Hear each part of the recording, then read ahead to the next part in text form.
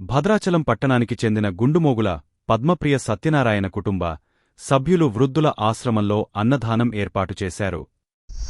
పసుపులేటి సునీత గారి 53వ పుట్టినరోజు సందర్భంగా వృద్ధాశ్రమంలో భోజనాలు ఏర్పాటు చేశారు. ప్రతి సంవత్సరం ఇలాగే ఏర్పాటు చేస్తారని విన్నాను.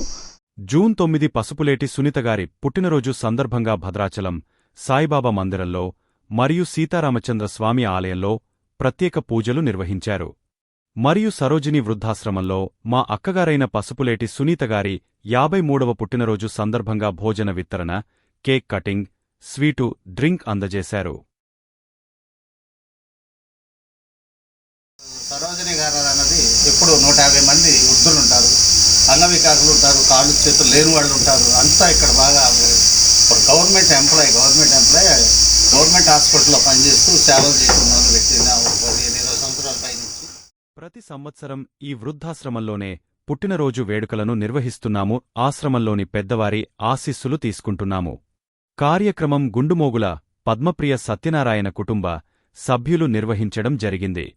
ఈ కార్యక్రమంలో ముఖ్య అతిథులుగా డాక్టర్ రాజశేఖర్ గారు, భద్రాచల కాంగ్రెస్ పార్టీ అధ్యక్షులు పరిమి శ్రీనివాస్ గారు, లయన్స్ క్లబ్ ప్రెసిడెంట్ కమలాగారు, కాపు సంఘం అధ్యక్షులు ఉమాశంకర్ నాయుడు గారు, రామలింగేశ్వరరావు గారు, సాంబయ్య రామ్మోహన్ రెడ్డి, పందాల సరిత గోండెల పద్మ తదితరులు కార్యక్రమంలో పాల్గొనడం జరిగింది.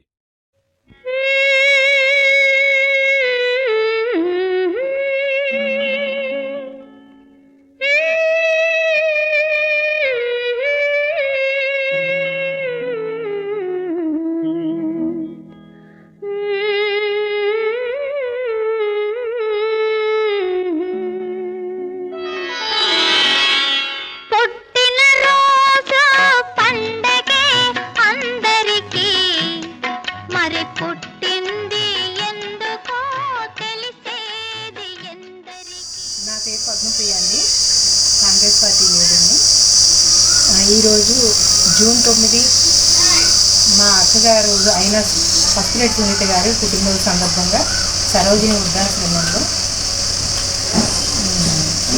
అన్నదాన కార్యక్రమం నిర్వహించడం జరిగింది. ప్రతి సంవత్సరం ఇట్లాగే మా అక్కగారి పుట్టినరోజు ఇక్కడే నిర్వహిస్తున్నాము. కరోనా టైంలో కూడా మేము మా కుటుంబ సభ్యులు అందరూ కలిపి నెల రోజుల పాటు కార్యక్రమాలు నిర్వహించడం జరిగింది. ఎక్కడున్నా ఏదైనా సేవ చేయాలంటే మా వంతు మేము చేయగలిగింది తప్పనిసరిగా చేస్తున్నాం.